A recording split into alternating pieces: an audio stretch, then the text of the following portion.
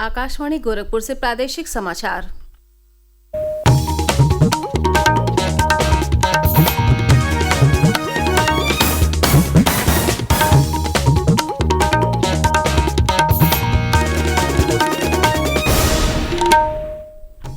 नमस्कार, समाचार बुलेटिन के साथ मैं सोनी निगम।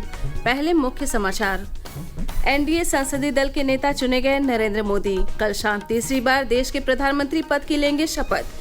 कहा, एनडीए भारत के इतिहास में सबसे सफल गठबंधन। कार्यवाहक प्रधानमंत्री नरेंद्र मोदी को संसदीय दल का नेता चुने जाने पर प्रदेश के कई जिलों में कार्यकर्ताओं ने मनाया जश्न। वाराणसी में निकला विजय जुलूस। योग के लाभ के बारे में जागरूक करेगा सूचना और प्रसारण मंत्रालय। आकाशवाणी और दूरदर्शन पर प्रसारित होंगे विविध कार्यक्रम। और मौसम विभाग ने अगले 2 दिनों तक कई जिलों में लू की संभावना जताई।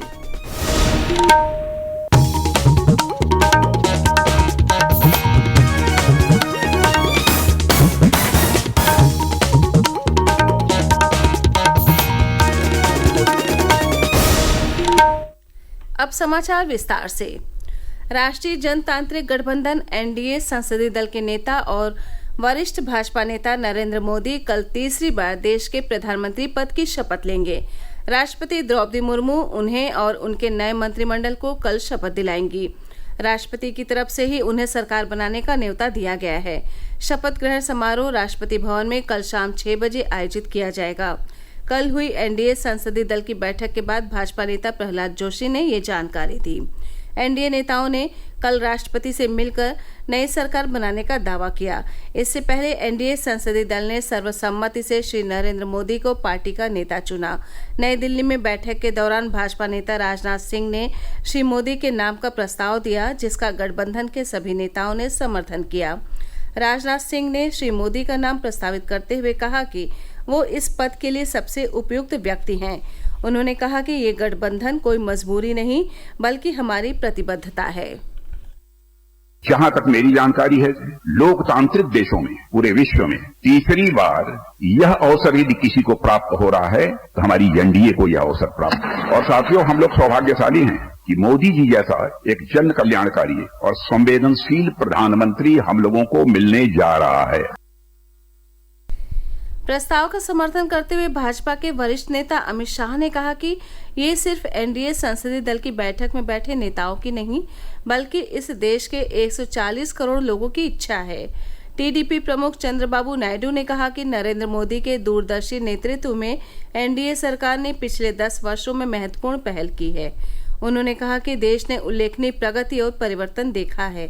बिहार के मुख्यमंत्री और जनता दल यूनाइटेड अध्यक्ष नीतीश कुमार ने प्रधानमंत्री नरेंद्र मोदी के प्रति अपना समर्थन जताते हुए कहा कि ये बहुत अच्छी बात है कि हम सभी एक साथ आए हैं और अब सभी नरेंद्र मोदी के नेतृत्व में मिलकर काम करेंगे। इस अवसर पर भाजपा के वरिष्ठ नेता और कार्यवाहक प्रधानमंत्री नरेंद्र मोदी ने कहा कि एनडीए उन दलों का समूह नहीं है जो सत्ता के लिए एक साथ आए हैं, बल्कि ये राष्ट्र प्रथम की भावना के साथ काम करने के लिए प्रतिबद्ध गठबंधन है। उन्होंने कहा कि एनडीए भारत के इतिहास में सबसे सफल गठबंधन है और हमारा लक्ष्य सभी निर्णयों में सर्वसम्मति बनाना होगा। श्री मोदी ने कहा कि आज देश की जनता ने एनडीए को 22 राज्यों में सरकार बनाकर सेवा करने का अवसर दिया है। विविधता से भरे हुए अपनी लोकतांत्रिक और सामाजिक रचना के बीच में ये 3 दशक की यात्रा एक बहुत बड़ी मजबूती का संदेश। और मैं आज बड़े गर्व के साथ कहता हूं, एक समय वो था कि संगठन के कार्यकर्ता के रूप में इस अलायंस का हिस्सा था और आज सदन में बैठ करके आपके साथ काम करते करते ये सबसे सफल अलायंस है। श्री मोदी ने कहा कि एनडीए सरकार सुशासन, विकास, आम नागरिकों के जीवन में न्यूनतम हस्तक्षेप पर ध्यान केंद्रित करेगी। उन्होंने कहा कि पिछले 10 वर्षों में एनडीए ने देश को नई ऊंचाइयों पर ले जाने का काम किया है। एनडीए के सभी नेतृत्व स्तंभों के बीच एक सामान्य बात है, वो है सुशासन। इस मौके पर भाजपा अध्यक्ष जगत प्रकाश नड्डा ने कहा कि एनडीए को लगातार तीसरी बार लोकसभा चुनाव में बहुमत मिला है। भाजपा के वरिष्ठ नेता और कार्यवाहक प्रधानमंत्री नरेंद्र मोदी को राष्ट्रीय जनतांत्रिक गठबंधन एनडीए संसदीय दल का नेता चुने जाने पर कल उनके संसदीय क्षेत्र वाराणसी में कार्यकर्ताओं ने जुलूस निकाला। वहां ढोल नगाड़ों की थाप के बीच जश्न मनाया गया और आतिशबाजी भी की गई। भाजपा महानगर अध्यक्ष विद्यासागर राय ने कहा कि नरेंद्र मोदी को पुनः संसदीय दल का नेता चुना जाना भारत को वर्ष 2047 में विकसित भारत बनाने की संकल्पना को और मजबूत करता है।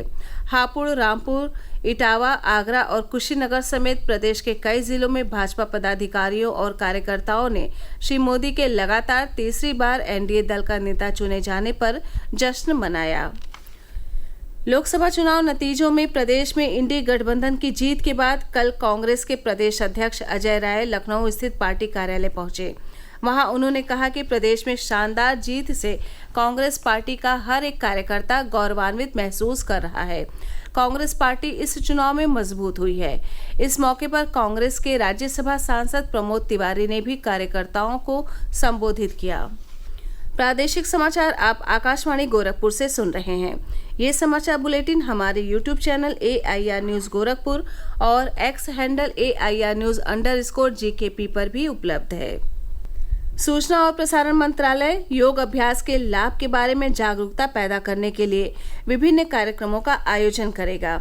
सूचना और प्रसारण सचिव संजय जाजू और आयुष मंत्रालय के सचिव वैद्य राजेश कोटेचा ने कल नई दिल्ली में इस साल अंतर्राष्ट्रीय योग दिवस के लिए होने वाले कार्यक्रमों की तैयारियों की समीक्षा की। मंत्रालय ने कहा कि दूरदर्शन सुबह के विशेष लाइव शो में प्रसारित करने के साथ साथ योग विशेषज्ञों के साथ कार्यक्रम और साक्षात्कार भी प्रसारित करेगा। इस कड़ी में आकाशवाणी मोरारजी देसाई राष्ट्रीय योग संस्थान के सहयोग से योग को जीवन शैली के रूप में बढ़ावा देने और लोगों के समग्र कल्याण के लिए कार्यक्रम प्रसारित करेगा। आयुष मंत्रालय ने एक योग गीत तैयार किया है जिसे सभी मीडिया प्लेटफॉर्म्स पर साझा किया जाएगा। मंत्रालय ने यह भी बताया कि वो अंतर्राष्ट्रीय योग दिवस मीडिया सम्मान के साथ निजी मीडिया संगठनों को प्रोत्साहित करने की पहल जारी रखेगा। योग के संदेश को फैलाने में प्रिंट, टीवी और रेडियो के योगदान को मान्यता देने के लिए पिछले साल अंतर्राष्ट्रीय योग दिवस पर मीडिया सम्मान की स्थापना की गई थी।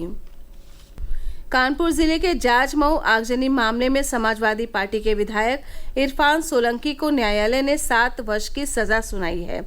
MP MLA सेशन कोर्ट के विशेष न्यायाधीश सत्येंद्र नाथ त्रिपाठी ने वर्ष 2022 में घटित इस मामले में विधायक को दोषी करार दिया है।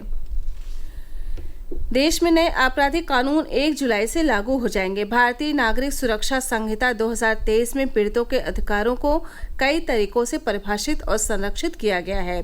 इसी क्रम में देशद्रोह कानूनों में एक संतुलित दृष्टिकोण बनाने का प्रयास किया गया है।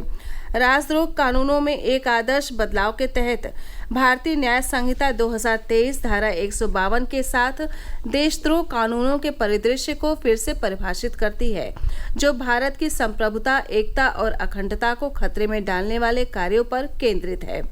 नया कानून बोलने और अभिव्यक्ति की स्वतंत्रता का कवच देता है। नए कानून के तहत सरकारी नीतियों और कार्यों की आलोचना पर दंड का प्रावधान नहीं है। कानून में इरादे की आवश्यकता को जोड़ा गया है, जिससे प्रावधान की सीमा और विस्तृत हो गई है। BNS 2023 में सजा के भय के बगैर विचारों को व्यक्त करने के अधिकार को सुरक्षित रखते हुए उन गतिविधियों के खिलाफ दंडात्मक कार्रवाई को सुनिश्चित किया गया है जो राष्ट्र के लिए खतरा उत्पन्न करते हैं। मौसम विभाग ने अगले 2 दिनों तक प्रदेश के अलग अलग जिलों में लू की संभावना जताते हुए ऑरेंज अलर्ट जारी किया है। विभाग के मुताबिक लू का असर बांदा, चित्रकूट, कौशाम्बी, प्रयागराज, फतेहपुर, कानपुर, आगरा, मथुरा, इटावा, फिरोजाबाद, जालौन और झांसी समेत आसपास के इलाकों में सबसे ज्यादा महसूस किया जाएगा। मौसम विभाग का पूर्वानुमान है कि अगले 3 दिनों में अधिकतम तापमान में 3 से 6 डिग्री सेल्सियस की बढ़ोतरी हो सकती है। वहीं न्यूनतम तापमान में अगले 24 घंटे में 2 डिग्री सेल्सियस की बढ़त संभव है। गोरखपुर के सैनिक स्कूल में इस वर्ष 1 जुलाई से पढ़ाई शुरू हो जाएगी। ये स्कूल प्रदेश के मुख्यमंत्री योगी आदित्यनाथ का ड्रीम प्रोजेक्ट है। जिला विद्यालय निरीक्षक अमरकांत सिंह ने बताया कि स्कूल में प्रवेश परीक्षा के माध्यम से 6ठी और 9वीं कक्षा में 75 बच्चों का प्रवेश लिया जा सकेगा।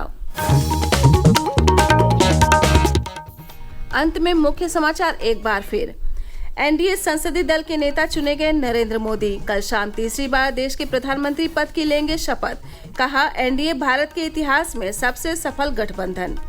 कार्यवाहक प्रधानमंत्री नरेंद्र मोदी को संसदीय दल का नेता चुने जाने पर प्रदेश के कई जिलों में कार्यकर्ताओं ने मनाया जश्न। वाराणसी में निकला विजय जुलूस। योग के लाभ के बारे में जागरूक करेगा सूचना और प्रसारण मंत्रालय।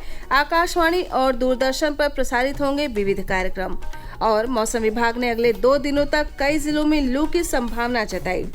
इसी के साथ ये समाचार बुलेटिन समाप्त हुआ। नमस्कार।